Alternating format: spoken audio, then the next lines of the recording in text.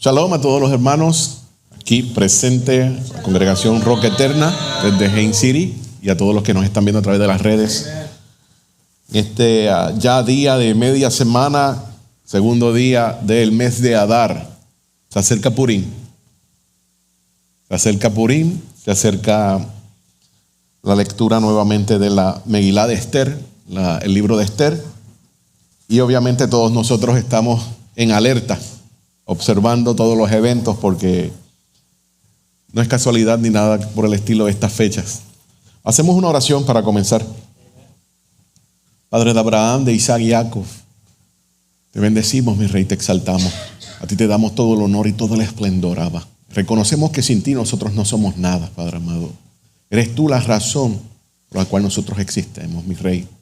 Te damos gracias, Padre amado, porque podemos venir delante de ti a través de los méritos de nuestro Santo Maestro Yeshua, Abba Kadosh. Tú nos escuchas, tú nos contestas, tú nos instruyes, mi Rey. Abba, queremos ser, mi Rey amado, esa luz en medio de las naciones, en medio del caos, Abba Kadosh. La respuesta que el mundo está buscando, mi Rey, la tiene tu bendita Torah, bajo la explicación de nuestro Mesías Yeshua, Abba. Abba, todo esto lo hacemos para agradarte, mi Rey, y que seas tú el que traigas entendimiento, traigas revelación, quites escamas, Padre amado, quites, Padre amado, conceptos mal aprendidos, quites, Padre amado, todo el daño que ha hecho Roma, Padre. Abba, manifiéstate tú a través de los méritos de nuestro Santo Maestro Yeshua HaMashiach. Amén, ve amén. Hermano, shalom. Vamos a estar estudiando hoy la porción de esta semana, la Parashat Shavua, se llama Terumá. Terumá, que significa una porción. Y nos vamos a estar enfocando hoy específicamente en espacios sagrados. La metodología que ha desarrollado nuestro maestro Rico y que se está enseñando en Teshuvah, que se está enseñando ya aquí en esta congregación ya casi por 2 años. Casi por 2 años, Baruch Hashem. De aquí para las naciones, para todos los que nos están viendo a través de las naciones, dirigiéndonos nuestros pastores Pesina, Ernesto Pesina y pastora Hanna, Mirna, Baruch Hashem. Entonces tenemos una porción que, además de ser interesante, pues vamos a estudiarla desde el punto de vista más bien del antiguo Medio Oriente, y vamos a sacar para un lado por este momento a todo lo que se enseñó en el otro campamento. En el otro campamento siempre yo me refiero al cristianismo, que tiene sus puntos a favor, pero tiene otros puntos que no son tan a favor, y es necesario remover completamente todo lo que le pertenece a Roma. Recuerde que nosotros le servimos a un Mesías que es judío, ¿cierto? Y viene como judío. Amén. Y va a reinar desde Jerusalén. Yes. Y nuestra herencia está en Israel. Yes. O sea que no se dice nada de Roma. Y eso es algo que tenemos que estar como un chip and hammer, dándole, para quitar todo vestigio. Ahora tenemos esta porción que la encontramos en Shemot o Éxodo capítulo 25, la parashá Terumá o porción. En esta parashá nosotros vamos a encontrar 8 temas principales. Hashem instruye a Moshe sobre las contribuciones para la construcción del Mishkan o del tabernáculo, Terumá. Quiero que las personas entreguen un Terumá, una contribución. Sobre el arca, el Arón Kodesh en hebreo. Sobre el caporet, estamos hablando de la cubierta, los querubines. El shulchan, que es la mesa. La menorá, candelabro, el Mishkan o el tabernáculo, todos sus componentes, el altar de cobre y el patio que está alrededor de este Mishkan. Ustedes recuerdan, como el Eterno trabaja con una maestra, que para el tiempo de José, unos siglos antes a este evento, digamos aproximadamente 200 años antes aproximadamente de este evento, el pueblo vendió todo lo que tenía, o se lo entregó al faraón, todo lo que tenía por órdenes también de José, para que el faraón le diera el grano. Así que Egipto era sumamente rico, tenía muchas riquezas, pero todas esas riquezas, cuando el pueblo de Israel salió, se las llevó. Recuerda que el Eterno le dijo, dile a los hijos de Israel que le pidan al egipcio que le entregue lo que tiene. Así que ellos despojaron a todas esas riquezas que tenía Egipto, todo lo que le habían robado a ellos por muchos años, y el pueblo salió con mucho, no voy a decir dinero, pero por muchas riquezas, joyas, telas carísimas. Ya el Eterno sabría para qué él quería todas estas cosas, y era para levantar esta casa. Esto va a ser un puntito en el desierto, o vamos a ponerlo así, un puntito en el planeta que se va a convertir en la representación del jardín del Edén. Y se va a mover a través de todo el desierto por 40 años, dejándola saber al Eterno, si te mantienes, al pueblo de Israel, si te mantienes caminando en las instrucciones del Eterno, mira lo que tengo para ti en el futuro. Estoy hablando en el mundo por venir, ¿verdad? Cuando pasemos a otro mundo. Y eso está ilustrado en este Mishkan. Entonces, Éxodo 25:8, el Eterno dice, yo moraré en medio de ellos. Y esto, vuelvo y recalco, recae sobre lo que nosotros ya conocemos como espacios sagrados. Y cuando nosotros hablamos de espacios sagrados, y esto es algo que lo hemos mencionado ya muchas veces, estamos hablando de muchas restricciones. Porque espacio sagrado es igual a un lugar que no nos pertenece a nosotros y nosotros no tenemos la jurisdicción allá adentro. Es como cuando nosotros vamos a orar delante del Todopoderoso. Nosotros no vamos con un lenguaje coloquial delante del Eterno. Nosotros no vamos a exigirle al Todopoderoso, porque nos encontramos en esa dimensión. Y nosotros vamos primeramente a alabarlo, a exaltarlo con unas palabras protocolares bonitas de las realezas, pero a la misma vez nosotros queremos que Él nos hable. Y ahí es que para nada venimos declarando o exigiendo ni nada por el estilo. No. Estamos en esa jurisdicción totalmente de Él. Somos allí un siervo esperando instrucción. O siempre debemos ser siervos esperando instrucción, pero no sé si me hago explicar. Esa parte no, para nada nosotros venimos a reclamar nada. Eso es Hashem. Entonces, este espacio sagrado es un lugar separado que allí va a residir la deidad. En este caso estamos hablando del Eterno. Esto era un tema muy importante en el antiguo Medio Oriente. No solamente Israel conocía lo que son espacios sagrados. Cada cultura antigua en el Medio Oriente conocía lo que era un espacio sagrado. Y eso es uno de los principios que nosotros primeramente debemos aprender. Allí ellos entendían que era el lugar donde conectaba el cielo y la tierra. Se unía. Y si se unía, tenías que saber qué tú vas a hacer allá adentro.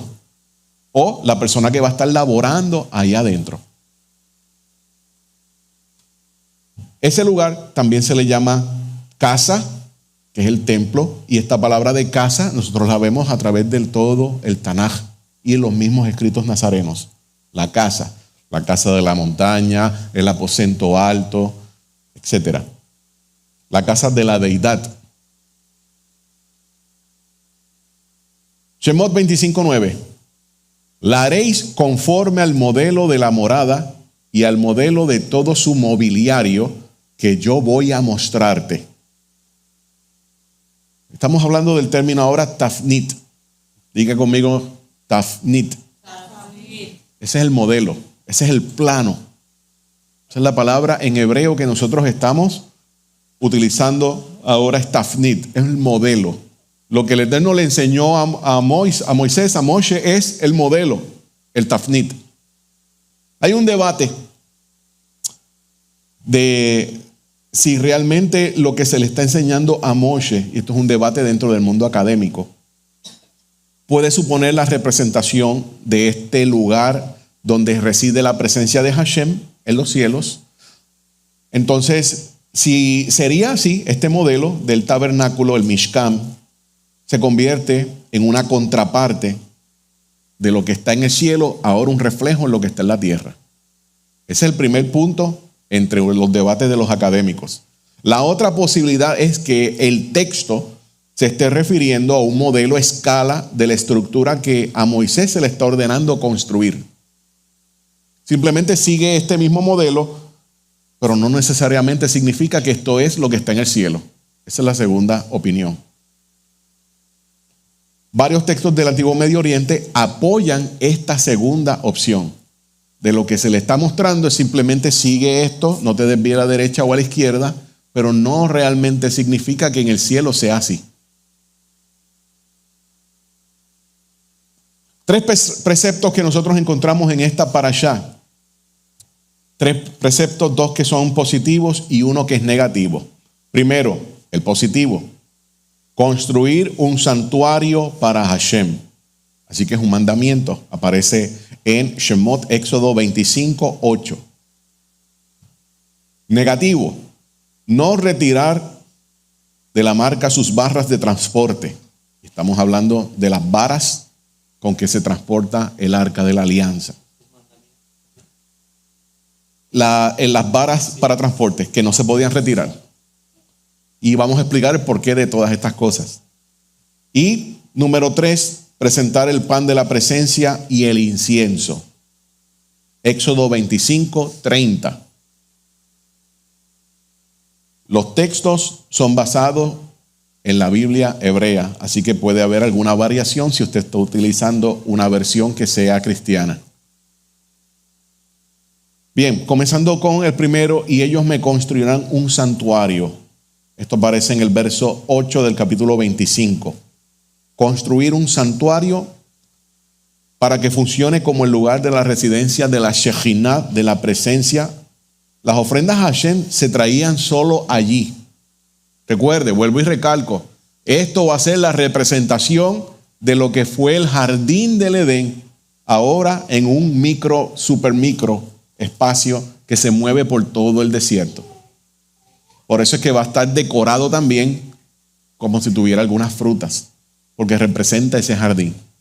Pastor. ¿Se pudiera decir que es el único lugar en esa época en todo el mundo donde solamente el Eterno bajaba ahí? Claro, en la tierra sí, o sea, porque era un espacio dedicado para Él.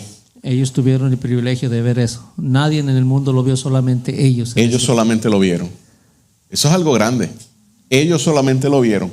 Y esto nos hace a nosotros pensar y recapacitar. Estamos hablando de un pueblo que vio las maravillas en Egipto. Un pueblo que vio cuando el mar de los juncos se partió. Pasaron.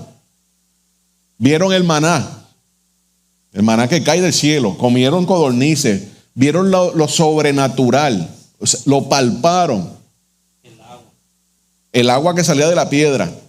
La presencia del Eterno, imagínense, eso es un dibujo. Se tiene que haber visto todavía algo más impresionante. Y aún así se rebelaron delante del Eterno. Oyeron los truenos, la voz. Se rebelaron y ninguno entró. Entonces, ¿cuánto más a nosotros hoy en día? Que no hemos visto, la mayoría de nosotros, no hemos presenciado maná, no hemos visto esa nube, los milagros que le hizo el Eterno. Pero nosotros decimos que le somos fieles hasta la muerte, ¿verdad? Piensen eso.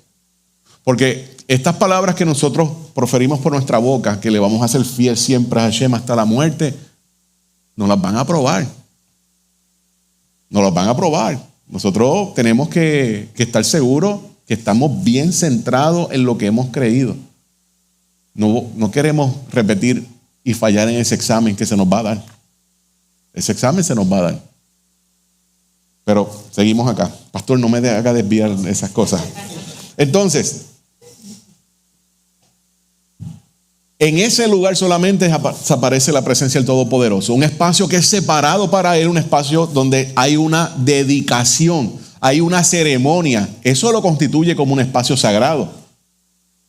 Porque apareció en este caso Moisés, preparó el lugar, se hizo una ceremonia, el Eterno validó lo que estaba haciendo Moisés y automáticamente se convierte en un espacio que se sabe que allí venía la presencia del Eterno.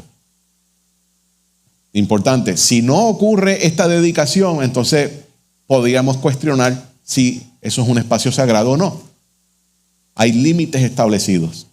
Concepto clave, la nación de Israel debe construir un santuario para orarle a Hashem, traer ofrendas, sacrificios a Él, no porque Él necesite un santuario, más bien el mandamiento es para nuestro beneficio. A través de las oraciones y las ofrendas en este lugar santo, nosotros renovamos nuestros pensamientos y nuestros corazones. También el Eterno le habló a la casa de Israel más adelante en Ezequiel, si no me equivoco, por allá por el capítulo 43, 45, 46, 43 creo que es, donde le dice que le hable a la casa de Israel y se aprenda todo lo concerniente a la casa. ¿Quién lo puede buscar?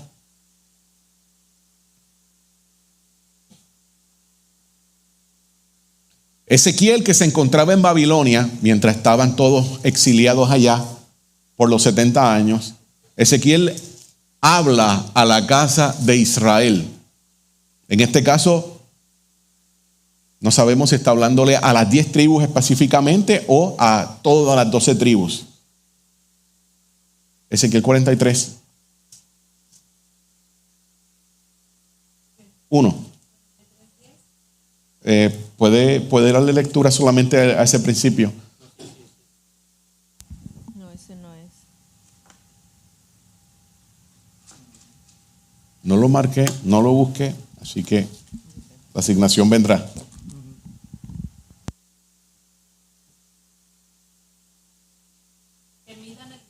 Correcto, sí. Ezequiel 43:10. Tú, hijo de hombre, muestra a la casa de Israel esta casa, y avergüéncense de sus pecados, y midan el diseño de ella. Si se avergonzaren de todo lo que han hecho, hazles entender el diseño de la casa, su disposición, sus salidas y sus entradas, y todas sus formas, y todas sus descripciones, y todas sus configuraciones, y todas sus leyes, y descríbelo delante de sus ojos, para que guarden toda su forma y todas sus reglas, y las pongan por obra. Ok, hermana. ¿Quién dijo eso? Hashem se lo dijo al profeta Ezequiel que se lo dijera a Israel. Así que tenemos un mandamiento del Todopoderoso, una ordenanza del Todopoderoso de decir, apréndete todo lo que se relaciona con mi casa, medidas, dimensiones, que muchas veces decimos, qué tedioso. ¿En serio el Eterno dijo eso? ¿En serio el Eterno lo dijo? Ezequiel 43:10. Entonces, no es un invento, no es un capricho, como algunas personas sugieren, que nosotros estamos desenfocados solamente que si el templo aquí, si el templo acá, que si el templo acá, pero es que el Eterno lo dijo. Y el Eterno no es hombre para mentir. Así que ahí está esa ordenanza. Enos aquí a nosotros. Un remanente dentro del remanente. No olviden nunca eso. Razones para la ofrenda. Las acciones de una persona influencian fuertemente en su corazón. Si la persona peca, necesita una confesión verbal. Eso es lo que se le llama en hebreo un vidui, una confesión. Tiene que salir de la boca. ¿Por qué? Porque con la boca también uno confiesa, entra en convenio, transgrede la Torah. De aquí pasa aquí. Necesitamos confesar verbalmente y renunciar por la transgresión que nosotros hemos cometido. Una confesión verbal, una disculpa, pero todo esto no será lo suficiente para el efecto negativo que se ha dado en su corazón. Más bien, para completar esta limpieza de corazón, la persona debe actuar, debe invertir mucho tiempo y esfuerzo para traer una ofrenda en el santo templo. Habiendo realizado este esfuerzo físico, esta acción, él va a comprender, va a ver que el pecado fue un error grande, que uno está buscando la manera de evitar eso nuevamente, pero el Eterno pide que tú hagas algo. No es simplemente que tú hagas una oración y le digas, tú conoces mi corazón, dame una oportunidad. Va más allá de eso. Debemos pasar por un proceso. El Rambam fue un rabino de la península ibérica en la Edad Media. Y esta es la explicación que él da. Cuando una persona peca, trae una ofrenda para expiar este pecado. Él debe darse cuenta qué es lo que se está haciendo al animal, porque realmente se supone que él tome el lugar de ese animal. Debe traer el animal, debe ver que es un animal puro, un animal que no tiene culpa de nada, una ovejita, corderito, y él tiene que ver cómo ese corderito va a sufrir. Muchas veces en aquel momento le daban el cuchillo a la persona para que la persona lo matara. Y se diera cuenta de que, hey, ese corderito que tú estás matando se supone que seas tú. Para que eso lo haga recapacitar. No es simplemente de metí las patas con el Todopoderoso, le traigo un corderito y arreglo la situación. No. ¿Qué tal si conoces lo que pasó, te sientes arrepentido, pero haz el proceso de matarlo tú? Ahí muchas personas van a titubear. Van a decir, pero ese animalito inocente. Ahí nosotros estamos viéndonos y reflejándonos nosotros mismos. Entonces hay una manera lógica de poder ver todas estas cosas. Hay una psicología detrás de esto. Entonces, dice, el pecador realiza una seminjá. El pecador le impone las manos y le pone peso a las manos encima de la cabecita del animal. Porque el peso significa el pecado que ha hecho. ¿Va viendo? ¿Se lo va imaginando? Y en el momento entonces toma el cuchillo y ahí viene el corte final. Dice, el hígado del animal y otras entrañas son quemadas en el altar. Y esto expía por los pensamientos que estuvieron involucrados en el acto de pecar. Porque estos órganos son el centro de los pensamientos pecaminosos y el deseo. Por eso muchas veces nosotros vemos que en las ofrendas en el altar se colocaba el hígado. Hay un salmo que dice, tú que ves nuestras entrañas y examinas nuestros hígados. Los pensamientos. Entonces, hay una lógica, una psicología detrás de todas estas cosas. Sigue, recuerden, esto es el Rambam que está tratando de describir qué ocurría en ese momento. El altar también se quema las patas y esto simboliza cuando pecamos con nuestros pies y con nuestras manos.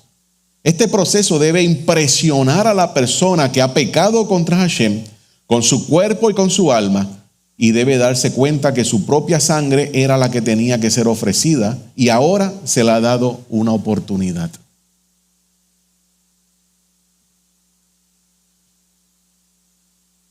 No remuevas las varas del arca. Capítulo 25, verso 15. La pregunta del pastor. El arca descansa la Torá. La Torá, nuestra fuente de vida y honor. Debemos tratar el arca como sumo respeto, como que en todas las formas posibles. Y es por esto que Hashem nos ordena que nunca removemos las varas con que se carga el arca. Debemos siempre estar listos para transportar el arca rápidamente. Recuerde que el pueblo se movía rápido, podían venir invasiones, el arca tenía que ser movida de un punto a otro por su seguridad. Así que siempre estaba lista para transportarse, para moverse. Y esto sale del Sefer Hajinuj, la explicación de los mandamientos. Cuando movían el arca, ¿la cubrían con algo para que no se viera? La transportaban con un velo. Con un velo. Muy pocas veces uno encuentra una ilustración con el velo mientras ellos la estaban transportando fuera del Mishkan o en el futuro fuera del templo. Se creía también que era un velo. Hay ilustraciones, muy pocas, vuelvo y digo, que lo colocan un velo azul. No sé si era azul, pero sí tenía que tener un velo porque todo la mesa, todo artículo dentro del Mishkan estaba cubierto. Nada se descubría. Obviamente, cuando se instalaba, ahí se le quitaba el velo. Pero si se iba a transportar, todo estaba cubierto. Porque tenía que, ya estos viejos, tenía santidad, tenía kedusha. Y todo es separado para el Todopoderoso. De ahí hay un reflejo que nosotros podemos tomar el ejemplo, no es un mandamiento, el ejemplo de que nosotros nos cubrimos la cabeza. porque estamos separados para el eterno. Cuando estamos en un espacio sagrado, nos cubrimos la cabeza, ya sea con el talit, gorra, sombrero, velo, hasta con la mano, porque significa que estamos separados para el Todopoderoso. ¿Y cuántas personas cargaban el arca? Se cree que 4. Aunque hay leyendas dentro del judaísmo que realmente decía que eso flotaba encima de los hombros y ellos iban caminando. Pero eso es una leyenda, no sabemos. Bien, el profeta Jeremías dice que en el último tiempo ya la gente no va a estar preguntando por el arca, por si acaso. Entonces, la mesa de los panes, capítulo 25, verso 30. En esta mesa el pan de la presencia debe estar delante de mí en todo tiempo. Mientras los paganos tenían comida y le daban comida o simulaban que le daban comida a las deidades. Esto usted lo puede ver el día de hoy. Vaya a Disney, a uno de los parques, y va a ver diferentes templos paganos o similando los templos paganos, y allí hay hasta comida en el piso. Pero el Eterno no quiere ser confundido. El Eterno tiene otro propósito. El Eterno no necesita obviamente comer, pero hay otra función para estos panes. Concepto clave. Hashem constantemente nos da mandamientos para ser cumplidos con pan, porque el pan es el líder de nuestra vida y las bendiciones deben encontrarse en nuestro pan a diario en todo el tiempo, hasta que este momento con Hashem nos ha dado un mandamiento constante que envuelve el pan. Ocupándonos nosotros de esta mitzvah, de este mandamiento, nosotros recibimos bendiciones con el pan que nos llena a nosotros, nos llena nuestro estómago.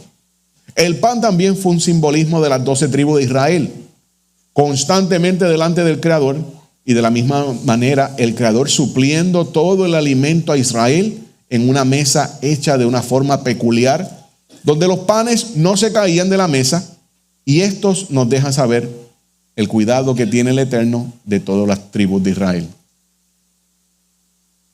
¿Se llama el pan de la preposición? Sí, la proposición, el pan de la presencia. ¿Qué proposición? Yo prefiero el pan de la presencia, porque está delante de la presencia del Eterno. Algo bien interesante que ocurría en el templo, esto lo relata la Mishnah. El pan estaba una semana completa en ese espacio. Y los viernes lo cambiaban y ponían pan fresco. 12 panes grandes. Eran como el que aparece aquí llevando los Kohanim. Ese es el pan, tiene esa forma porque el molde tenía esa forma. Así que se cambiaba por pan fresco, pero estaba delante de la presencia del Eterno. Y dice la Mishnah que esto se repartía, un pedacito de pan del tamaño de una aceituna.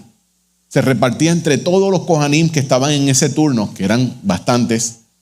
A todos y cada uno de ellos lo único que le tocaba era un pedacito de pan como una aceituna de Israel, una oliva de Israel. Ese lo sustentaba por toda la noche. Y dice que sabía tan fresco como si estuviera recién horneado, porque estaba delante de la presencia del Eterno.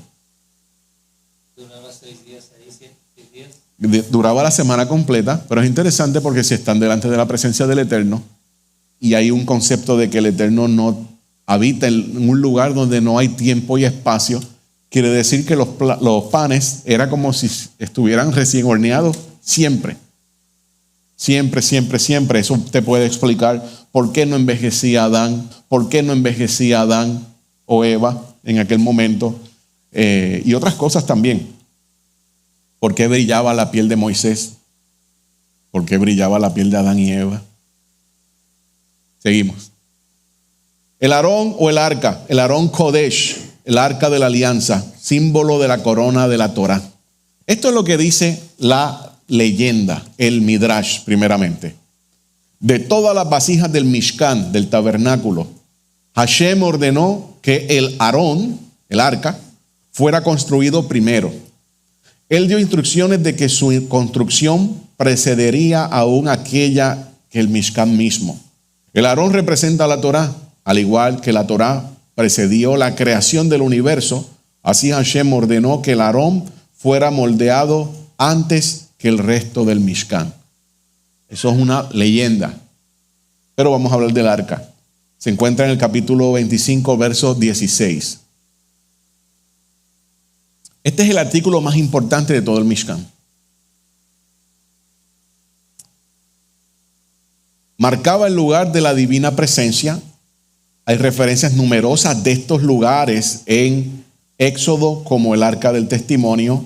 Esto aparece en el texto, en el capítulo 25, verso 22, capítulo 26, verso 33, capítulo 34, capítulo 30, en el 6, en el 26, en el 31, en el 7. Todos estos que ustedes tienen en pantalla. Esto hoy, donde se está depositando el testimonio, que en el hebreo se le llama el edut. Testimonio es sinónimo de pacto o convenio. Ustedes han escuchado muchas veces que dicen este es el arca del testimonio o el arca del convenio. Ambos tienen dos definiciones diferentes, pero ambas definiciones se pueden complementar una con la otra. ¿Cuál está de acuerdo? Las dos están correctas. Los querubines que nosotros notamos que están encima del arca, aparecen en el verso 18. Son estas criaturas esculpidas, seres alados. Se conocen por un sinnúmero de otras cosas, lugares, nosotros los encontramos por todo el antiguo Medio Oriente. Esto no solamente tiene que ver con Israel.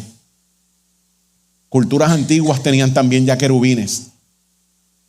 Posiblemente estos querubines están en un simbolismo de aquellos querubines que estaban custodiando el camino para el acceso al jardín del Edén. ¿Ok? Esto es un simbolismo. También lo vamos a ver que está en las cortinas que tienen en el Mishkan. Están allí como para decir, nosotros estamos guardando esta entrada a este lugar sagrado en caso de cualquier persona que quisiera entrar. Se sorprenderían que también culturas antiguas como los egipcios tienen una versión o algo parecido al arca, con otro tipo de deidades. Eso se le conocía como el trono también de esas deidades. Buena pregunta. No sabría contestarle eso, pero aquí hay un investigador, un académico que habla un poco más de esto. Dice, en los últimos años se han realizado investigaciones fascinantes sobre el Arca de la Alianza, la caja sagrada descrita en la Biblia hebrea. Un individuo importante en este campo de estudio es Ranan Eichler, un erudito acreditado que ha argumentado que algunas pistas importantes sobre la forma física del Arca de la Alianza podrían encontrarse en el antiguo Egipto. En un artículo, Eichler afirma que la corona del arca era una cornisa caveto, un motivo arquitectónico común en los cofres del antiguo Egipto. También argumentó que el arca tenía 4 patas que le sostenían sobre el suelo y que tenía 4 postes que podían retraerse, y ocultarse debajo de la caja. Otra característica de algunos cofres del antiguo Egipto. Lo cierto es que cuando los egipcios iban a la batalla, muchas veces iba el faraón. Era transportado el faraón en un asiento similar. Cuando el faraón acampaba en la batalla, en ese campamento, él estaba en el centro y todo su ejército estaba alrededor de él.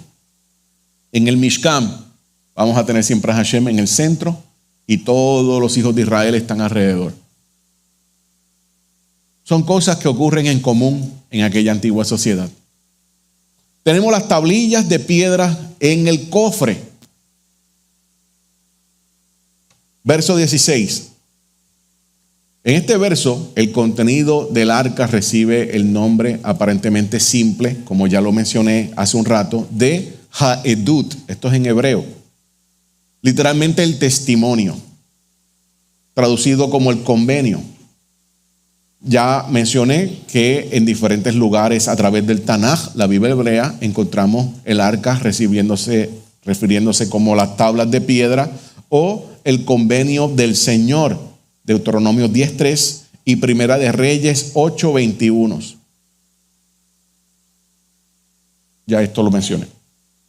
Las tablas de piedra del pacto, particularmente, ¿por qué son de piedra? Son de piedras primeramente para que no se pueda borrar lo que está escrito allí, y son de piedras para que esto dure por siempre. Sería muy difícil alterarlas porque son hechas de piedra. Así que hacía sentido porque estaban allí. Hay una palabra en acadio, una lengua ya extinta, que habla de lo que es testimonio, y es adé. Y esta palabra se relaciona también con edut.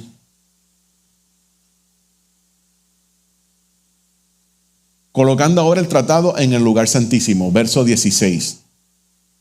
En todo el antiguo Medio Oriente, nosotros vamos a encontrar que hay templos y hay santuarios, y en el lugar sagrado de estos recintos, allí está ubicado el convenio que había llegado a aquella nación, ya sea con otra nación, y allí estaba escrito el nombre de sus deidades o la imagen de sus deidades.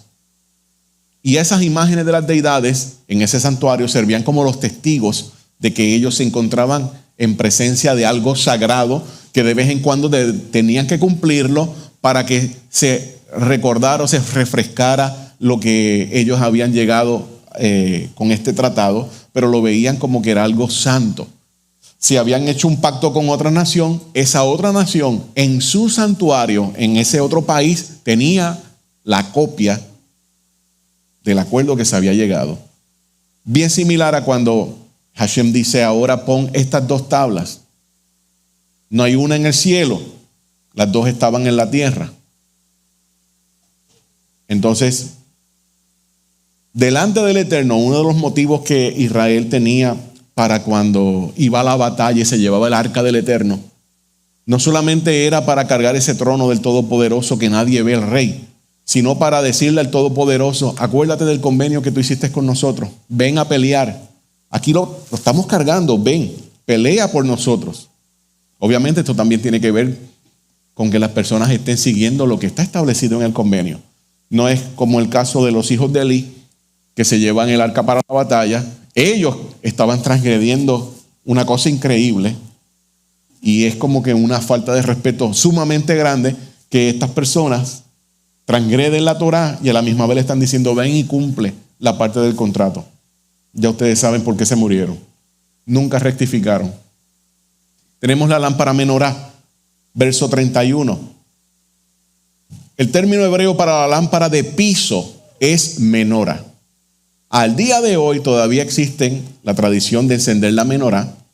Lámparas de piso hoy con muchos puntos similares como los que se describe en Éxodo. Esto era conocido en el antiguo Medio Oriente y en el mundo mediterráneo. Algunas de las descripciones de esta lámpara de piso aparecían en presencia de las deidades que estaban sentadas en una esfinge alada como si fuera un trono. Evidentemente, las lámparas de piso contienen un matiz religioso muy importante. ¿Alguno de ustedes ha visto en su país de origen algún tipo de lámpara de piso que esté conectado con alguna creencia religiosa? No estamos hablando de la menorá, ¿no? Recuerde que la lámpara, la menorá, representa también el árbol de la vida, pero el árbol de la vida que aparece en la cultura hebrea, porque las culturas de los paganos también tienen árboles de la vida que no están hablando de la cultura hebrea. En el estudio que estaba realizando encontré árboles de la vida en algunos lugares de México. Pero como México tiene tantas facciones, por decirlo así, de personas, que obviamente todos son mexicanos, pero no todos pues creen lo mismo ni tienen el mismo bagaje ancestral. Pero sí existe un árbol de la vida allá, increíble. Había bastante desinformación. Entonces, este árbol estaba hecho de una manera, o esta lámpara de la menorá estaba hecho de una manera específica, totalmente diferente a los árboles de la vida que tenían las deidades o las culturas antiguas, como las que le voy a presentar aquí. menorá dice que la tenían que hacer con manzanas. Esa es la versión cristiana. En la traducción. En la traducción que tengo Dice manzanas. Ramas con flor de almendras. Ajá. Almendras. Sí. Y pero también no, dice manzanas. ¿sí? Aparte. Hay un simbolismo, recuerden, con el jardín del Edén. Hay unos simbolismos. Ahora, por lo menos en el Humash del Art Scroll, no menciona manzanas, menciona las almendras. Fíjese en esos árboles de la vida. Recuerde que estamos hablando de una lámpara de piso, pero que está conectada a la deidad, en este caso a Hashem. Pero ellos, que tienen otras culturas diferentes, aquí ustedes pueden ver esos árboles de la vida en el antiguo Medio Oriente. Tiempo futuro, hoy en día, árboles de la vida, otras culturas.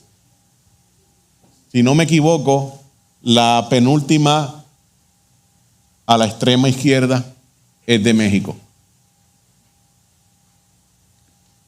Entonces, al día de hoy se siguen arrastrando sincretismos. Ideas de religiones antiguas se van fusionando, se mezclan desgraciadamente con la Torah, y para eso pues nosotros ya hemos visto bastante últimamente. Sí. Entonces esas imágenes pertenecen a otro tipo de religión. Culturas, religiones orientales, casi todas ellas. ¿Y la segunda, a cuál pertenece ese? Si no me equivoco, esa era la de México, si no me equivoco. Sí, algo así. Pero está conectado también con, como dije, con el paganismo y con el sincretismo.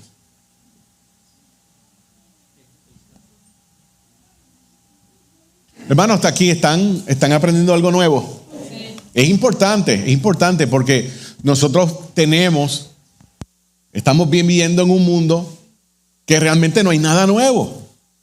No hay nada nuevo, todo es la misma historia con otros nombres cambiados, pero son los mismos conceptos. ¿Qué ocurre? Que la mayoría de las personas no van hacia atrás a la historia a investigar qué ocurrió.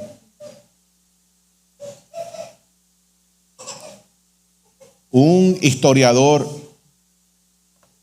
griego antiguo dijo que el pueblo que no conoce su cultura o la historia está obligado a repetir los mismos errores.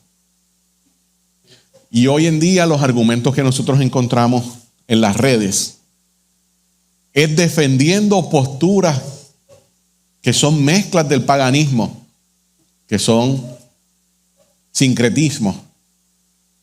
Y desgraciadamente las personas lo defienden a capa y espada, como que eso es correcto, que eso es así. Estaba viendo, hermano, los árboles de la vida. ¿Para qué explicación da sobre eso? Yo no había escuchado de eso, es la primera vez. Y sí vi ahorita las imágenes de la vida de qué. Recuerde que cuando Noé con sus hijos se bajan del arca y cada uno de ellos agarra para una dirección diferente, todos tenían en común algo, y era aquella cultura pre-diluvio. Ellos conocían qué ocurrió allí, ellos tenían la historia oralmente que habían recibido de sus ancestros, lo que ocurrió con aquel árbol de la vida originario, que es el que Hashem luego le va a dar al pueblo de Israel. Y esta historia se fue diluyendo, fue cambiando, y cada una de estas culturas antiguas tuvo su propia interpretación de cuál era el árbol de la vida. Pero si se dan cuenta, esos árboles de la vida no se parece a lo que el Eterno estaba diciendo. Ni estos que todavía son más antiguos. Ninguno de ellos se parece al candelabro menorá. No, el Eterno da una razón de ser. Tiene que ser de este tipo. Y nosotros nos vamos con la primera posición que presenté al principio, que el tafnit, el modelo que el Eterno le estaba dando a Moisés era un reflejo de lo que estaba en el Mishkan celestial, pues significa que allá arriba debe haber algo parecido a ese. Si es correcto esta postura. Pero todas las demás distan bastante, porque un árbol que da fruto, esto puede estar relacionado también a ciertos rituales de la fertilidad. Si se fijan en el último, a la extrema derecha, también tiene el yin y el yang adentro. Entonces, hablando un poco acerca del Mishkan. El Mishkan, el tabernáculo, contenía muchos símbolos relacionados al jardín del jardín divino o jardín del Edén. Típicamente este tipo de conexión ha sido observado entre el templo de Jerusalén, el jardín del Edén, pero también es aplicable al tabernáculo. Por un instante, la narrativa del Génesis describe el jardín en el Edén entrando por el este, como también en el Mishkan, como también nosotros lo vamos a ver en el templo en Jerusalén. Eventualmente los querubines estaban guardando el acceso al jardín, como los querubines también están posicionados dentro del tabernáculo, protegiendo el acceso a la presencia de Hashem. La pregunta sería, ¿estaba diseñado el jardín para simbolizar un santuario o el tabernáculo era un simbolismo del jardín? La conclusión que se llega es que el jardín del Edén era un santuario, esencialmente el lugar donde moraba la presencia divina, un lugar para adoración. Si era un lugar para adoración, obviamente tenía que tener un Cohen, ¿cierto o no? Ese era Adán. Hay una información para conectarlo con esto. Ya mismo le leo esto. Vamos a ver dónde está. La creación del hombre en el altar. Esto es desde el punto de vista del judaísmo. Mire lo que ellos dicen. Y Hashem lo informó al hombre del polvo de la tierra. De la tierra. El rabino Berakaya y el rabino Helbo dijeron en el nombre del rabino Shemuel Bar Nachman: fue creado a partir del polvo tomado del lugar de su expiación. Esto es lo que dice: altar de tierra me harás. Y eso está haciendo alusión a Shemot 20:21. El santo bendito sea dijo: lo crearé del polvo tomado del lugar de su expiación, si pudiera soportarlo. Esto viene de un midrash que se llama Bereshit Rabá 14:8. El rabino Yuda ben Pasi dijo: el santo bendito sea tomó un cucharón de polvo del lugar del altar y creó al primer hombre de él. Y él dijo: quisiera fuera creado del lugar del altar y pudiera resistir. Esto es lo que está escrito: y Hashem lo informó al hombre del polvo de la tierra. Y está escrito: un altar de tierra me harás. Éxodo 20:21. Así como tierra debajo se refiere al altar, así también aquí se refiere al altar. Paralelamente, el mundo que fue creado a partir de el Eben Hashetiyah, en el lugar santísimo, el hombre fue creado a partir del polvo tomado del lugar del altar. El hombre hecho de barro y lleno de debilidades fue creado del lugar del altar de la tierra, donde puede reparar su costado terreno, el costado que es el terreno, y expiar sus acciones. Esto llena de esperanza al hombre, a pesar de sus debilidades. Sabe que está en sus posibilidades reparar, expiar y hasta perdurar en el futuro. Recuerde que le estoy compartiendo un concepto con un mito mezclado. Y dice: y Hashem formó al hombre.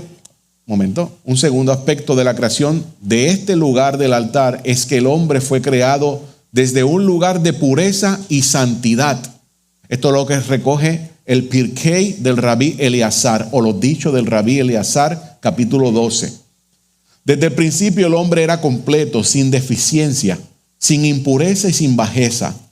Rashi trae otro punto de vista en su comentario de Bereshit 2:7, basado en el Tahuma Pekudei 3. Recogió su polvo de los 4 ángulos de la tierra, para que donde quiera que muriese, lo recibiera para sepultarlo. El Targum, atribuido a Jonathan Ben Uziel, acercan estos 2 puntos de vista. El que Lee Yakar explica, incluso según el que dice que él recogió su polvo de toda la tierra, esto es lo que significa, porque el lugar sobre el cual dice un altar de tierra me harás, tiene el incluso que el polvo que tomó es del centro del mundo y es como si hubiera recogido su polvo del mundo eterno. En otras palabras, la fuente Eben Had Shetiyah está conectando a los extremos del mundo entero y les da la expresión. Y por acá siguen estos tipos de midrashim tratando de explicar la formación de Adán, de qué parte de la tierra fue tomado Adán. Pastora. Me perdí un poco. ¿Dónde dice que me haré un altar de tierra? 20. Así lo entiende. 20:21. Shemot 20:21, pero no me dice eso. ¿Qué dice? Entonces el pueblo estuvo a lo lejos y Moisés se acercó a la oscuridad en la cual estaba Elohim.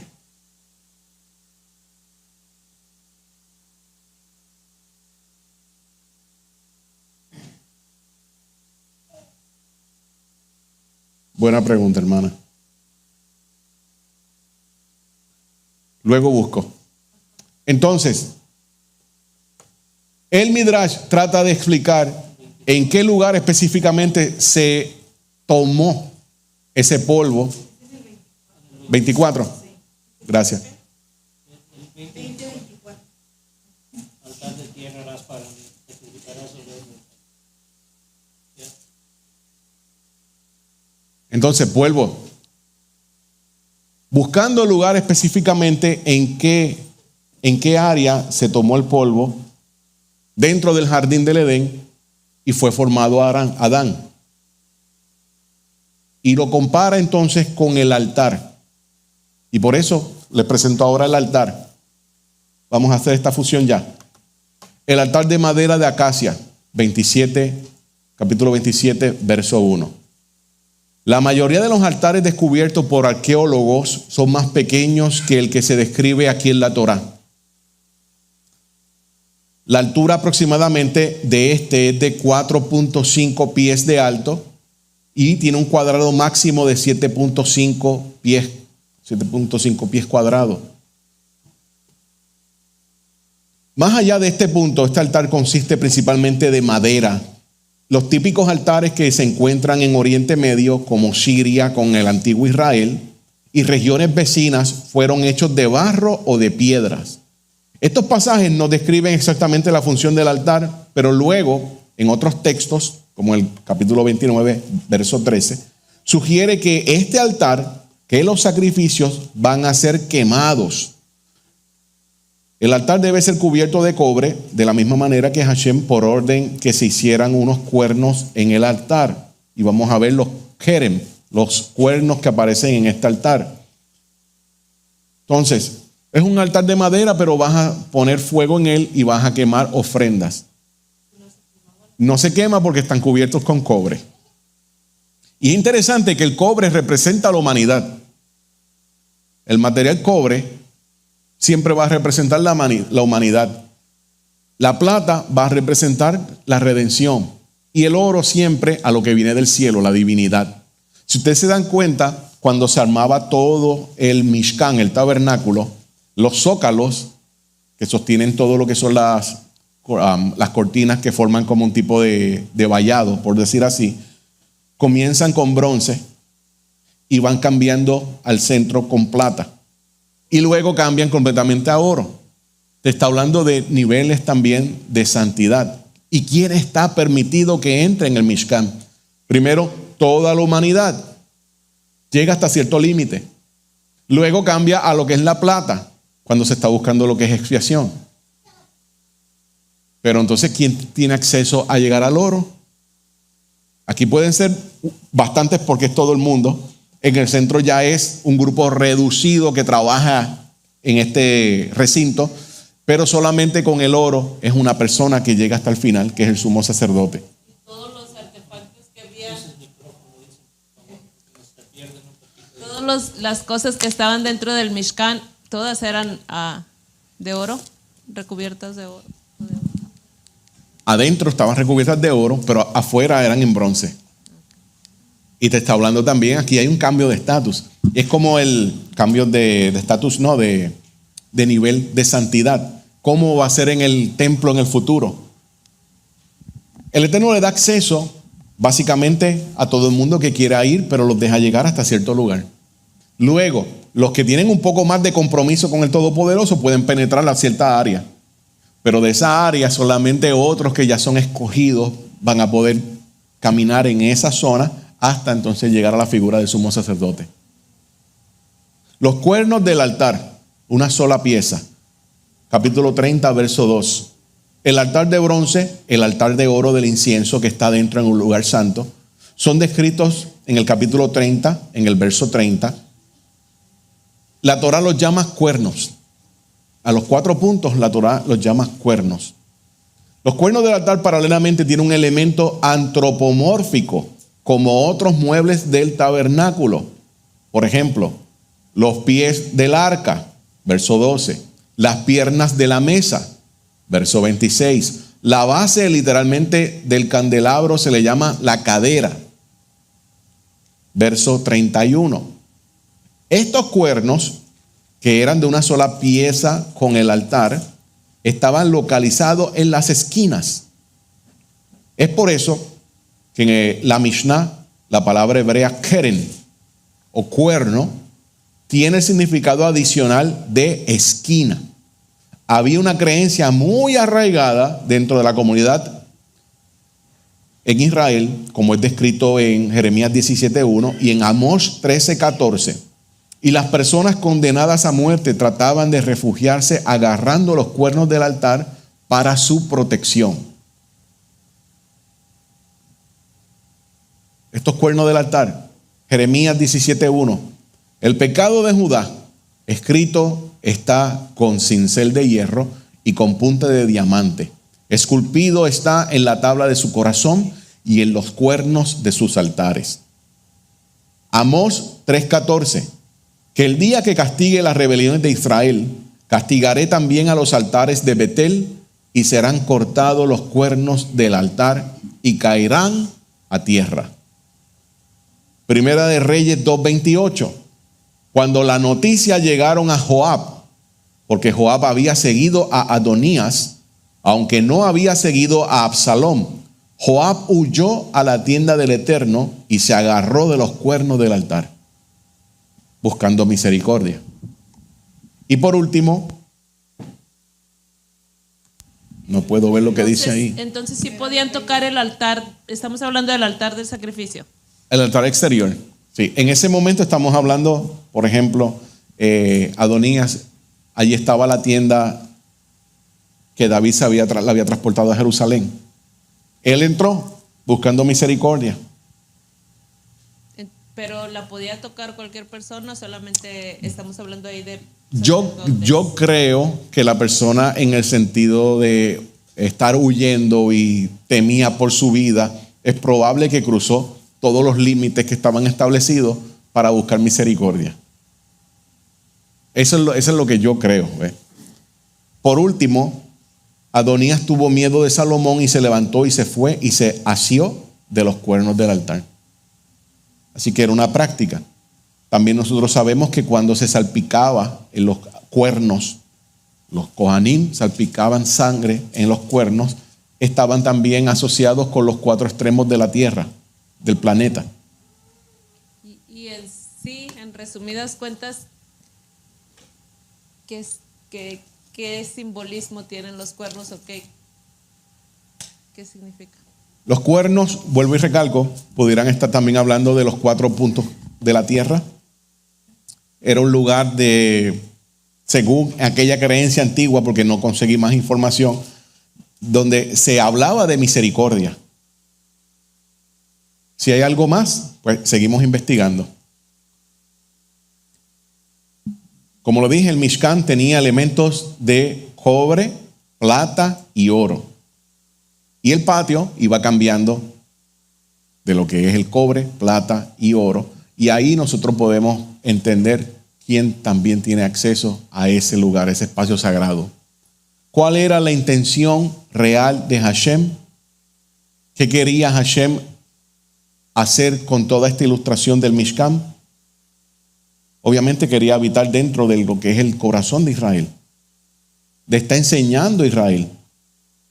Sabemos que Salomón dijo estas palabras en Primera de Reyes 8:27. Pero ¿puede Elohim realmente habitar con los hombres en la tierra? Él cuestionó. ¿Puede Elohim realmente habitar con los hombres en la tierra? Porque los cielos mismos, aún los cielos de los cielos, no te pueden contener. Así que, ¿cuánto mucho menos esta casa que yo he edificado a tu nombre? Y esto es uno de los puntos más interesantes. Estamos hablando del hombre más sabio de todos los tiempos. Se pregunta, ¿puede realmente la presencia del que uno no puede ver vivir dentro de esta casa que Él ha levantado? Si Él ha creado todo. El concepto de los místicos judíos establece que el Eterno, en su infinita forma que no se puede palpar, que no tiene límites, simplemente se contrajo. Tiene por ejemplo, decirlo así, un espacio de una bolita, y ahí en esa bolita creó todo. Todo lo que hay, todos los universos, todas las galaxias, todo se creó dentro de esa bolita. ¿Cómo? Ahora el Eterno, que llena todo ese espacio fuera de lo que es la bolita, se puede meter allá adentro. ¿Cómo puede venir a una casa y decir, ahora yo voy a vivir allí? Obviamente está hablando de algo simbólico, y había un poquito, solamente un poquito de la grandeza del Todopoderoso en ese lugar. Lo vemos cuando Él desciende a la montaña en el monte Sinaí. La montaña se prendió en fuego, una gran antorcha. Yo me imagino que eso se podía ver a millas y millas de distancia, el monte temblando. Y el texto nos dice que allí estaba la presencia del Eterno. Yo creo que era tan y tan poco de lo que había allí del Eterno. Pero para nosotros que somos la creación, es algo tan y tan grande. Pues es obvio que si el Eterno viene acá, todo se destruye, porque Él lo llena en todo. Así que ahí es que necesita a este representante que vaya, transmita sus palabras, porque nadie puede llegar donde Él se encuentra. Como dice Rab Shaul, habita en luz inaccesible. Nadie lo ha visto. Entonces, tenemos el Tafnit, ese plano donde el Eterno nos está insistiendo que debe ser según lo que Él ha establecido. Siguiendo estos parámetros no nos podemos desviar a la derecha o a la izquierda, no nos podemos poner a inventar, no nos podemos poner a hacer réplicas, porque eso le pertenece a un espacio per se, dedicado con santidad, con unas personas. Hay un templo, megatemplo por decirlo así, en Brasil, réplica del segundo templo de Salomón. Y son de personas cristianas. En la inauguración entraron hasta con un arca de la alianza, y eso lo puede ver en YouTube. Entonces, uno conoce que querer agradar al Eterno, muchas veces nos salimos de lo que la Torah dice.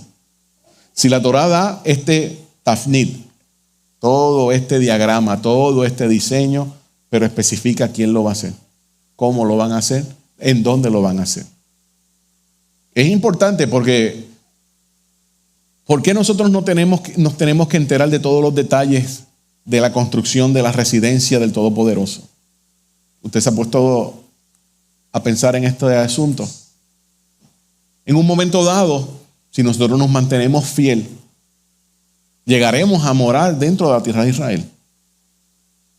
Y cuando llegue este proceso y este momento de restauración, que esa casa sea construida, Es necesario que uno se entere ya de todos estos detalles para uno poder saber hasta dónde puedo llegar. O quizás poder también de alguna forma u otra contribuir. Muchas cosas que el Eterno prepara a Israel en el exilio para cuando entre en la tierra de Israel. Según estaba preparando a toda esta generación en el desierto y le estaba dando todos estos diseños, era con el propósito de llevarlo a cabo si se mantenían fiel. Igual a nosotros, si nosotros nos mantenemos fiel al Todopoderoso y no caemos en idolatría, no caemos en conceptos errados, nos mantenemos fiel y puros. Para eso tenemos que hacer una evaluación todos los días.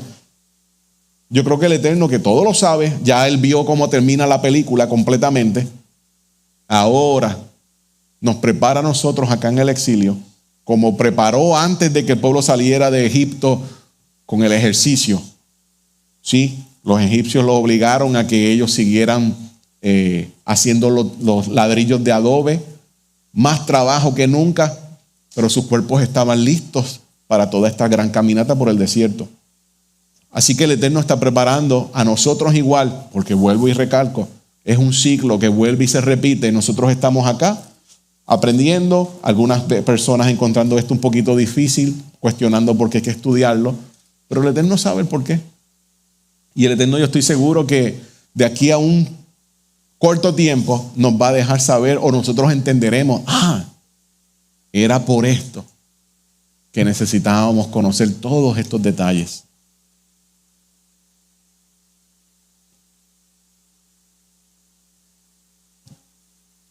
Por último, de lo que tenía que ver con el altar y el hombre.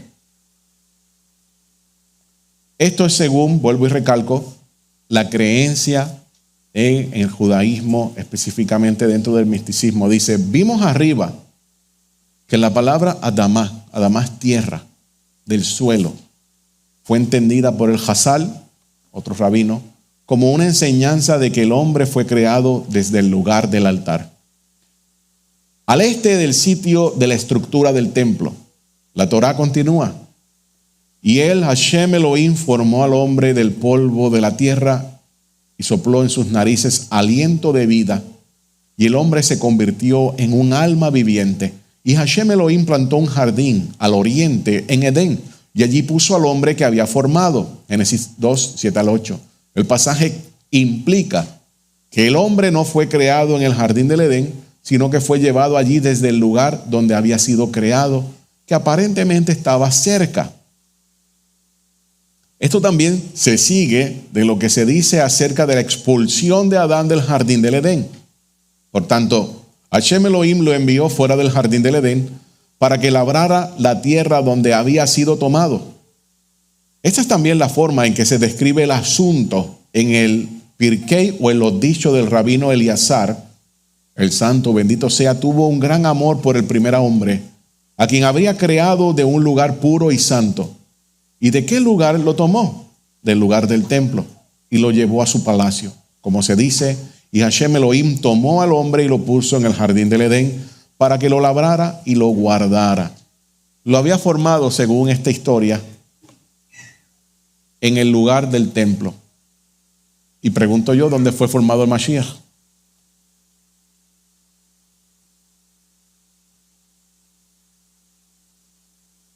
Ok. Hablamos de eso luego. Adán y el altar.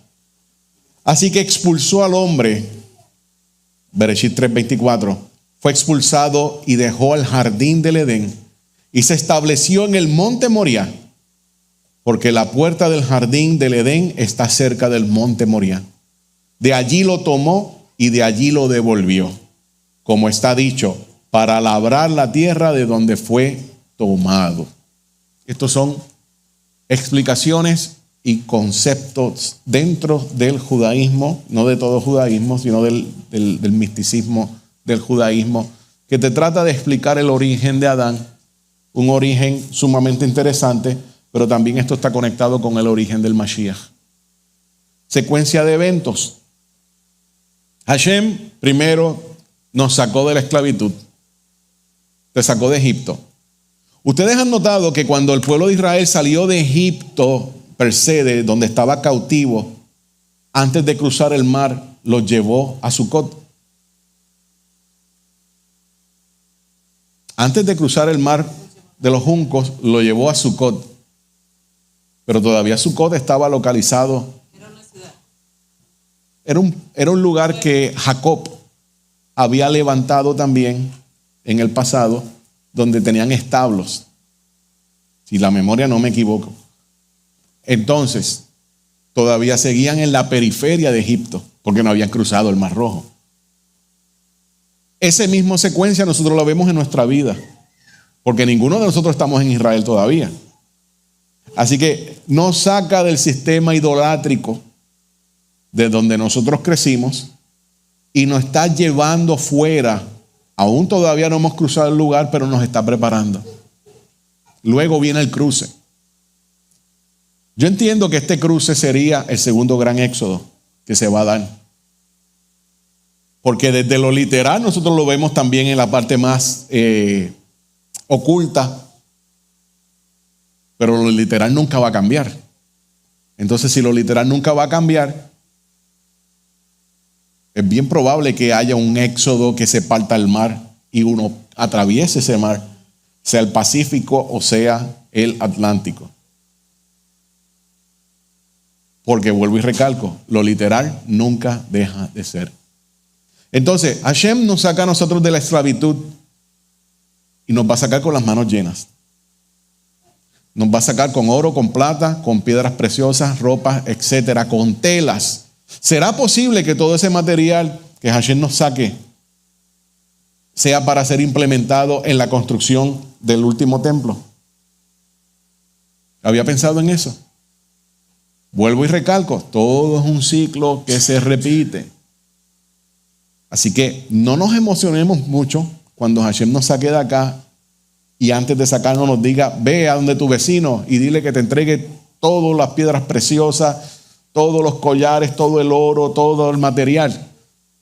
Piense que eso puede ser empleado entonces para la construcción del otro templo.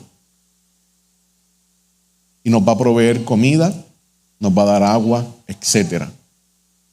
Entonces, Hashem también va a probar nuestro corazón. Terumá, esta porción, este pedacito que Hashem nos pide ahora a nosotros. Luego de una semana trabajando, donde Hashem nos ha sostenido, porque que yo sepa, todos nosotros nos acostamos con algo siempre en el estómago. De una manera alegre y agradecida, Hashem nos pide a nosotros una teruma. Paramos, simplemente estamos agradecidos, vamos a darle algo a Hashem. Y ahora no estoy hablando de lo que el maser, el diezmo, se supone que vaya a la viuda, al necesitado. Ahora estamos hablando de una porción a Hashem. ¿Por qué? Simplemente porque nosotros somos personas agradecidas, ¿cierto? Amén. 2 amén. Somos personas agradecidas. Amén. Así que de lo que Hashem nos entrega, nosotros le damos una porción a Él. Esa porción no la estamos identificando como diezmo ni nada por el estilo. Es una porción para Hashem. Ahí es donde nosotros realmente Hashem comienza a trabajar y a probar qué hay en tu corazón. ¿Quién está sentado en tu corazón? La persona que no da de lo que recibe, se acostumbra solo a recibir, es rodeada de una atmósfera negativa. Se convierte en una persona tóxica en el ámbito espiritual. Y luego esto se va a manifestar en el plano terrenal. Hashem no quiere que esto sea así. Esto está relacionado directamente con quien está sentado en el arca de tu corazón. ¿Quién está sentado manejando tu corazón? Él te lo dio todo, ahora quiere ver quién está sentado en el trono de tu corazón, él o tú.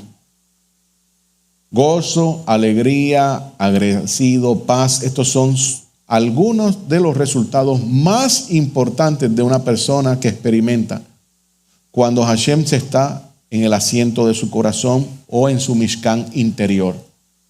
Este concepto del Mishkan, de la presencia del Eterno morando en una estructura que Él ha preparado, no empezó con el rabino Shaul o Pablo. Ustedes recuerdan que Pablo dice, ahora preséntate tú como si fueras el altar o el templo. Este concepto no lo inventó él. Ya las comunidades que existían en el Qumran de judíos tenían este concepto. Y esto lo agarraban específicamente de la porción que nosotros estamos estudiando hoy. La morada en la tierra en nosotros como, escucha este término, Adán Mikdash. Adán, o el ser humano, como Mikdash, como donde vive la presencia del Todopoderoso. Detrás de todo esto, el Eterno quiere morar dentro de nosotros porque nosotros somos como si fueran tabernáculos andantes. Y para eso involucra todo lo que es la dieta, etc. Entonces, de algo físico, de algo que es tangible, de algo que necesita un proceso, detrás de todo esto está el ser humano, donde nosotros invitamos al Todopoderoso que venga a nuestra vida, que resida en nuestra vida, y según en el Mishkan, que estaba construido de una manera espectacular, pero tenías unas reglas bien meticulosas que no podías cambiarlas, de la misma forma, nosotros como personas, como individuos, debemos regirnos con unas reglas que son bien estrictas. Una manera específica de comer, una manera específica de tú dejar entrar a todo tu sistema, lo que estás viendo, etc. Y ahí tú vas a saber realmente quién está sentado en tu corazón, quién se rige. ¿Quién está en el arca de tu Mishkan? Bueno, el ser humano siempre busca la manera de justificar cualquier acción. En la palabra simple del nivel Pashat o el nivel literal, donde Hashem nos dice 3 veces al año, todo varón se va a presentar a mí en los tiempos señalados, que aparecen también en esta parasha.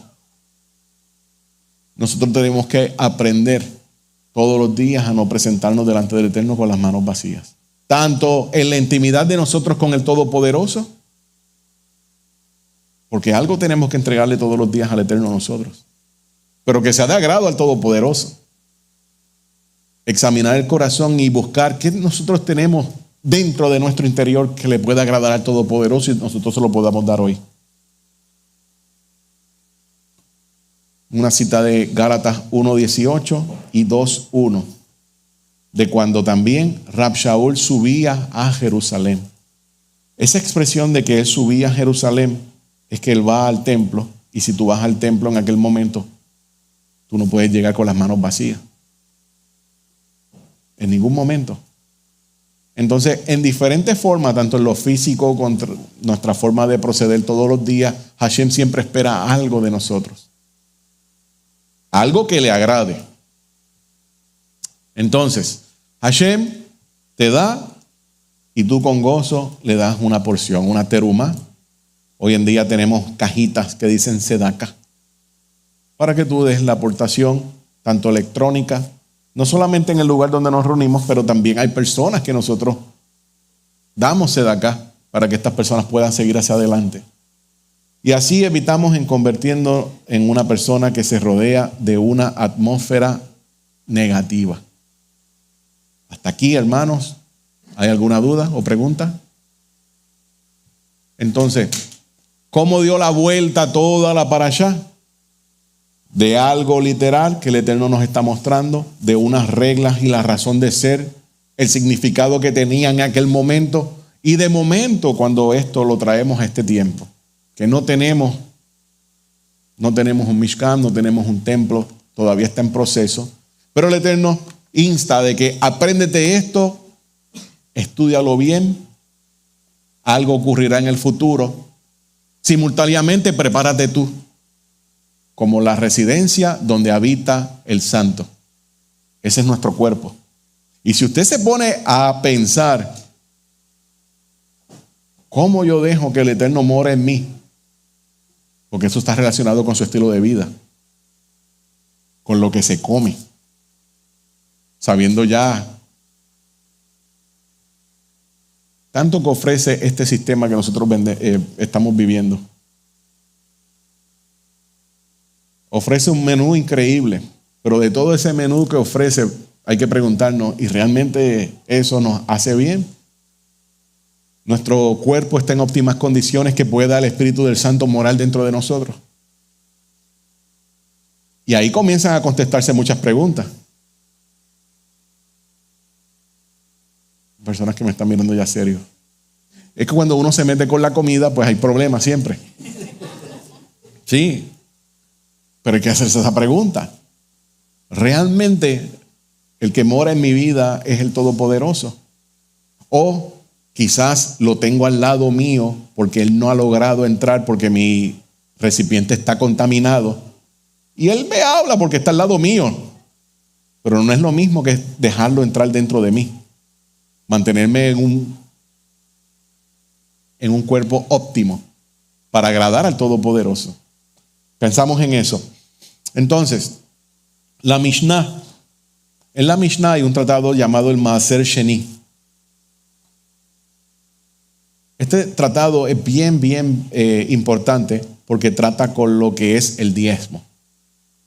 Yo sé que estamos hablando de lo que es la terumá, que es una porción, pero esto es importante también conocerlo y repasarlo de vez en cuando.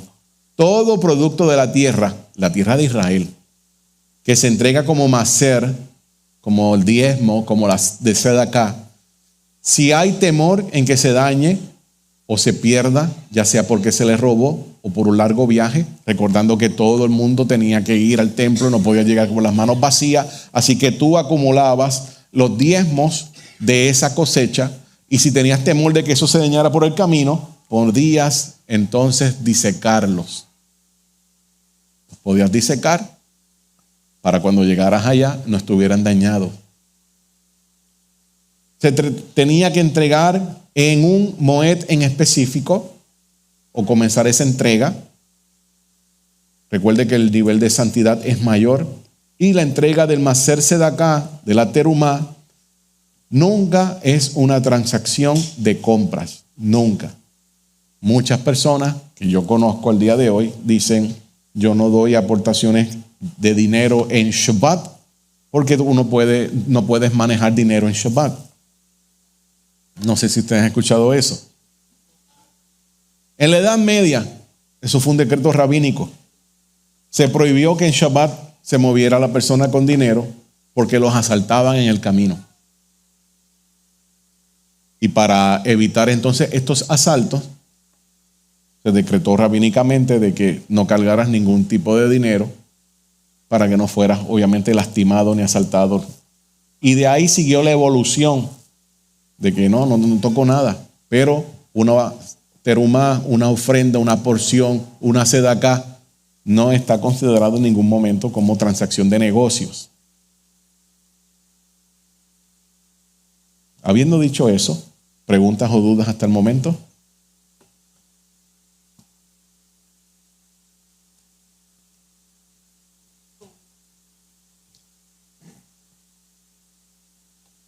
Hablando del tema anterior acerca del Mishkan,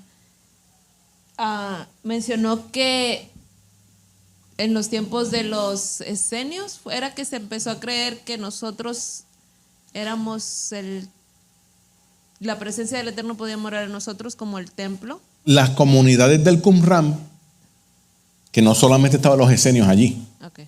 Habían otras personas, entendían el concepto que el Eterno quería vivir dentro de nosotros y enseñaban este concepto. ¿Y antes de esto no existía ese concepto en el judaísmo? No sabría decirle, porque el concepto creo que no responde al fariseísmo que luego se convierte en judaísmo. Pero Pablo creía de esta manera. Pablo sí tenía una influencia que aparentemente venía de esta zona. Cuando uno comienza a analizar, primeramente, ese es lo que quiere Hashem, que Él estar en medio de todos nosotros.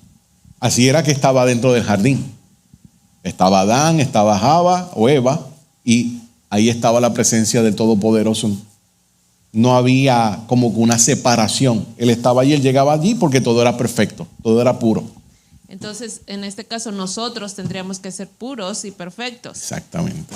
Él no ha bajado su nivel de No. estándar Para nada. pues, descender. Para nada. Seríamos nosotros los que tuviéramos que subir a ese nivel para poder ser esa morada del Eterno en esta tierra. De ahí es que viene el término que escuchamos a veces, elevarnos. Tenemos que buscar la manera de ir a otro nivel. Problema grande que existe es la corrupción, tanto moral y en diferentes áreas que hay en el planeta. Entonces ahora, ¿cómo nosotros podemos tomar? Si en aquel tiempo, hace unos cuantos ya miles de años, solamente había un pedacito de tierra que se dedicaba para eso y luego el templo, ahora con toda la maldad que hay tan grande, necesitamos un cambio radical y necesitamos limpiar el espacio que ya el Eterno había dicho, allí yo voy a morar, allí está mi nombre, que es Jerusalén. ¿Cómo nosotros logramos en estos días sacar a todos estos locos fanáticos musulmanes de Jerusalén? Limpiar el espacio que fue donde el Eterno dijo, ahí es donde pongo mi nombre. Evitando de que toda esa gente se levante eso va a ser una guerra masiva. Y lograr levantar este templo. ¿Qué tenemos que hacer? Yo creo que ahí necesitamos ayuda del cielo, un evento sobrenatural, que algo pase de grandes proporciones, pero yo digo de grandes proporciones, más grande que la guerra de los 6 días, más grande que lo que nosotros hemos visto en los últimos siglos. Que se estremezca todo y entonces se nos dé la oportunidad de comenzar a levantar la casa del rey. Porque tenemos que santificar esa área, pero imagínense, tumbas que hay allí, gente alrededor orando 5 veces al día a otra deidad en el lugar Kadosh. Nada es imposible porque el Eterno es soberano, pero para llegar a ese grado de purificación y nosotros de entender, porque al día de hoy si eso no ha pasado es porque todavía realmente parece que el pueblo no estamos listos para que eso ocurra. Lo anhelamos. Pero ¿cuántos lo anhelamos realmente? Porque hay un montón de personas diciendo, no, ese templo no hagan caso a eso va a ser del antimesías o del falso mesías, eso no es del Eterno. Y hay una guerra interna entre el cuerpo que dice que sigue al Dios de Israel. ¿Qué tiene que pasar para que todas estas cosas caigan en orden? Aquí vienen entonces los estremecimientos, aquí vienen las consecuencias. Se supone que nosotros, si somos realmente parte de Israel y estamos caminando en santidad, no haya guerra interna. Pero estamos viendo precisamente a una familia disfuncional, ahora en gran escala, en diferentes partes del mundo, diciendo, tú estás mal, yo estoy bien. Y lo que estamos haciendo es manchando el nombre del Eterno. Eso se llama Hilul Hashem. Le estamos dando un mal nombre al Todopoderoso. Entonces nosotros que se supone que seamos la luz en medio de las naciones, las naciones van a decir, wow, pero es que ustedes están más separados que nada. ¿Cómo yo voy? ¿Cómo ustedes me van a traer si ustedes están peleando entre ustedes mismos? Es bien interesante porque las diferentes tribus con sus diferentes características, pero ninguna se está dejando dirigir. Reconocerán alguna de estas tribus cuando se tenga que levantar esta casa con el Sanedrín, que los levitas ahí están con los Kohanim ya tomando el control. Reconocerán ahora alguna de las tribus que están en rebeldía a este orden que se estableció desde el principio. Porque eso será entonces otro conflicto más. ¿Hasta cuándo? O sea, yo creo que tenemos el anhelo de hacerlo mejor, pero ahora mismo la gente está bien fragmentada. ¿Qué hacemos nosotros? Bueno, yo creo que hay que comenzar pidiendo misericordia.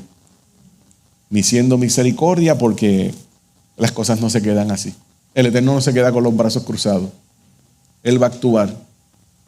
en lo que nosotros entendemos, mantenernos lo mejor posible apegados a la Torá, pidiéndole al Eterno misericordia todos los días y buscando, no quedándonos simplemente con esto, hacer nuestra asignación.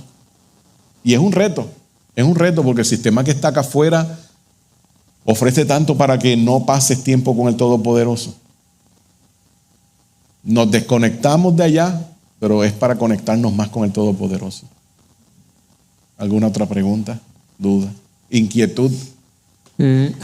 Una persona pregunta, hermano, que si puede explicar un poco el piso, o sea, la parte del piso, de qué material estaba hecho en el piso. Donde estaba la arca, donde estaba todo eso. Bueno, eso era tierra. Eso era tierra, eso es en el desierto. Claro. Sí tenemos lo que son las coberturas, los vallados alrededor, pero en el piso es tierra. Es tierra. Allí no había nada. Allí no es como va a ser con el templo, que ya el templo tiene piedra en el piso. El hermano Suaste comentó en Números 4:4, ahí habla lo que mi esposa cuestionaba, de cómo cubrían el arca. Dice que quitaban las cortinas del tabernáculo hechas de tejón y cubrían el arca, cubrían la menorá, cubrían todos los... Todos, eran, dice, con paños de embalaje. Todo los hacían como un tipo de capullito y los transportaban. Ahora, tejón,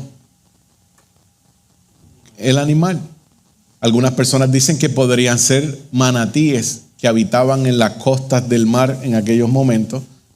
Eso aparece en el libro de Sondervan.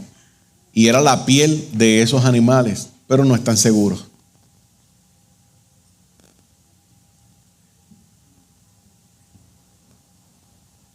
¿Alguien más?